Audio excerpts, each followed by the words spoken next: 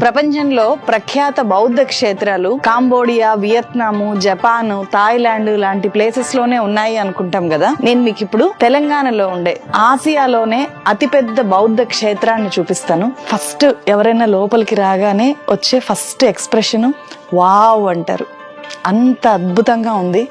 ఇది ఆసియాలోనే అతిపెద్ద బౌద్ధ క్షేత్రం. 2022లో ఇక్కడ ప్రారంభమైంది. తెలంగాణలో నాగార్జున సాగర్లో బుద్ధవనం ప్రాజెక్టులో భాగంగా ఈ బౌద్ధ క్షేత్రాన్ని ఏర్పాటు చేశారు. కానీ ప్రచారానికి పెద్దగా నోచుకోకపోవడంతో ఇక్కడికి వచ్చే విజిటర్స్ చాలా తక్కువ. ఆసియాలోనే అతిపెద్దదైన బౌద్ధ క్షేత్రము అసలు పెద్దగా ఎవరికి తెలియకుండా ఉండడం ఏంటి? ఇంత అద్భుతంగా ఉంది.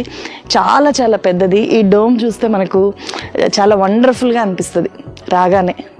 సో మీరు కనుక నాగార్జున సాగర్ వస్తే ఈ బుద్ధవనం ప్రాజెక్ట్ చూడడాన్ని అస్సలు మిస్ అవ్వకండి.